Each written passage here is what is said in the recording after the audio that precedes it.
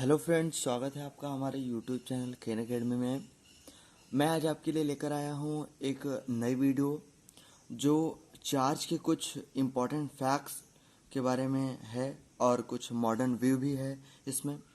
और जैसा कि आप जानते हैं कि मैंने अपनी पिछली वीडियो में चार्ज के बारे में कुछ फंडामेंटल बताया था, उसके फंडामेंटल टॉपिक्स क्लियर किए थे, लेकिन इस वीडियो में मैं उसके बारे में कुछ अच्छे इंपॉर्टेंट फैक्ट्स बताऊंगा। तो ज़्यादा समय न लेते हुए लेट्स स्टार्ट द वीडियो। आज जो है मैं चार्ज के बारे में जो है डिस्क्राइब करूंगा कि चार्ज का जो इम्पोर्टेंट फैक्ट है वो क्या होता है। तो मैंने अपनी पिछली वीडियो में आपसे ये बोला था कि जैसे जब हम दो डाइलेक्ट्रिक या माने इंसुलेटर को लेकर के एक दूसरे से रगड़ते हैं, तब क्या होता है कि कुछ देर बाद हम ये देखते हैं कि जो ऑब्जेक्ट है हमारा वो चार्ज हो जाता है।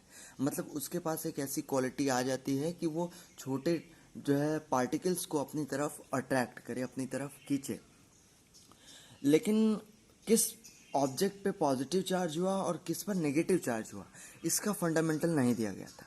लेकिन जो साइंटिस्ट थे बेंजामिन फ्रैंकलिन, जब वो आए तब उन्होंने बताया कि किसी एक ऑब्जेक्ट पे पॉजिटिव चार्ज आता है और किसी पर नेगेटिव चार्ज आता है। जैसे हमें ये पता था कि सूखे बालों में जब कंघी को हम रगड़ते हैं तो वो चार्ज होते हैं, लेकिन किस पर पॉजिटिव या किस पर नेगेटिव है ये नहीं बताया था। लेकिन जो बेंजामिन फ्रैंकलिन थे उन्होंने ये बताया कि सूखे बालों से रगड़ने पर जो कंघा होता है उस पर नेगेटिव चार्ज होता है और जो बाल होता है वो पॉजिटिव चार्ज होता है। इसलिए जो है चार्ज का सबसे स्मॉल यूनिट होता है फ्रैंकलिन।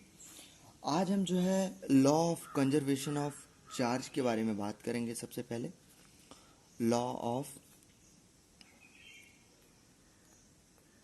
Conservation of charge. अब ये law of conservation of charge क्या है?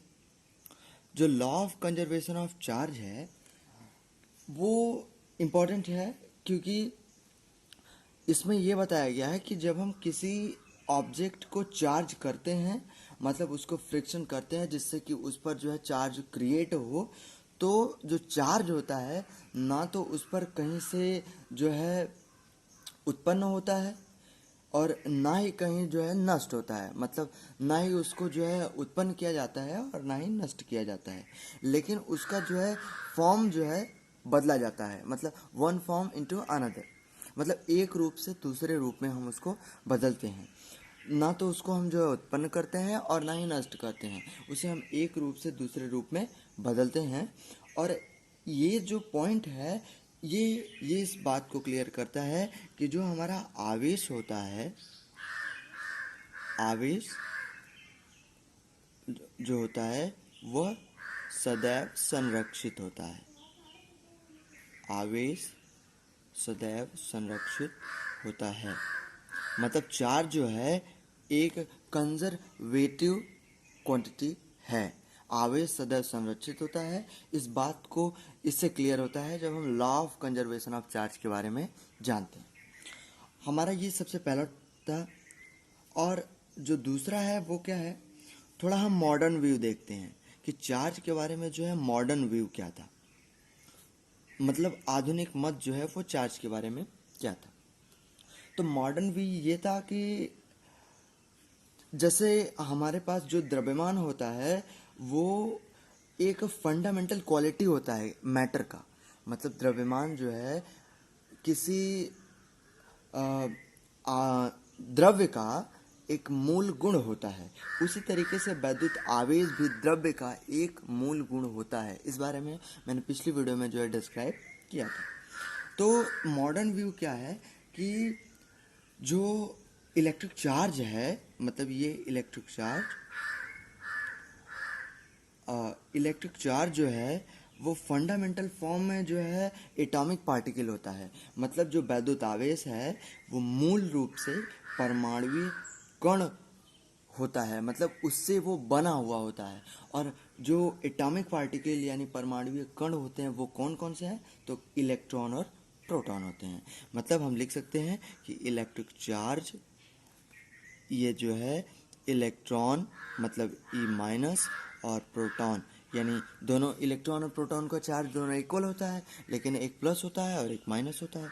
ये जो है इसके बने हुए होते हैं। ये हमारा मॉडर्न व्यू था कि जो इलेक्ट्रिक चार्ज होते हैं वो फंडामेंटल फॉर्म में मूल रूप से जो है वो एटॉमिक पार्टिकल होते हैं, परमाणुवीय कण होते हैं, यानी इलेक्ट्रॉन और प्रोटॉन से संबंधित होते हैं, उससे जो है जुड़े हुए होते हैं। अब ये तो है कि प्रोटॉन एक धन आवेशित कण होता है, प्रोटॉन जो है एक पॉजिटिव पार्टिकल्स होता है, और प्रोटॉन के चार्ज के बारे में तो हो ही गया। अब हम जो है इम्पॉर्टेंट फैक्ट्स देखेंगे। जो तीसरा हमारा इस वीडियो में होगा वो होगा important fact. Important fact.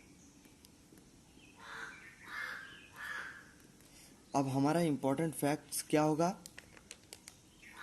Important fact में हम देखेंगे कि जो आवेश होता है वो एक व्युत्पन्न अदिश राशि है। आवेश एक व्युत्पन्न अदिश राशि। स्केलर और वेक्टर क्वांटिटी के लिए तो हमने वीडियो बनाया था, तो इसलिए जो है हम इसके बारे में डिस्क्राइब नहीं करेंगे। आवेश एक व्युत्पन्न अदिश राशि है। और दूसरा हमारा क्या है कि आवेश एक क्वांटिसाइज्ड राशि है। मतलब आवेश जो है क्वांटिज्ड है। अब ये क्वांटिज्ड का मतलब समझेंगे कि आवेश जो है वो क्वांटिज्ड कैसे होता है। क्वांटित, जिसे हम कहते हैं कि आवेश एक क्वांटीकृत राशि है, वही है।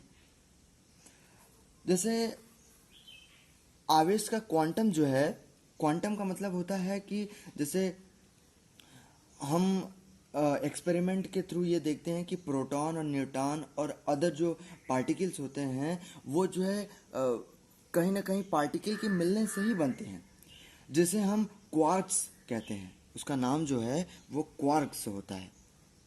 ये इसको ऐसे कहते हैं, क्वार्क्स।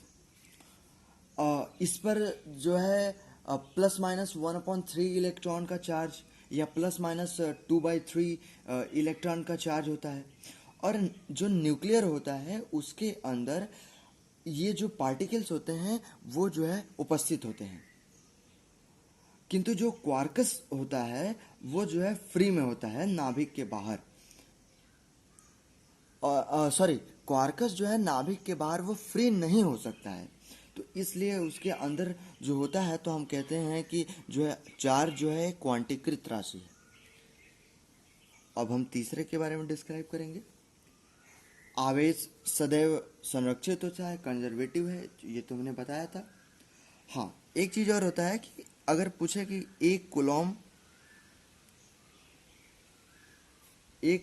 आवेश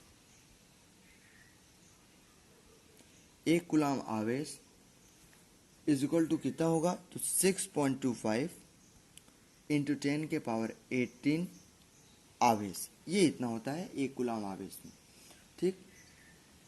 और अगला लेते हैं। जो आवेश होता है वो सब मतलब हमेशा द्रव्यमान बद्ध होता है। मतलब आवेश हमेशा मास से जो है ज्वाइन होता है, जुड़ा हुआ होता है। चौथा है हमारा आवेश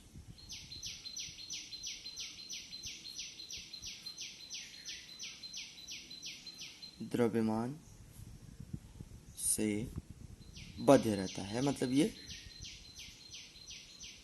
जुड़ा हुआ होता है।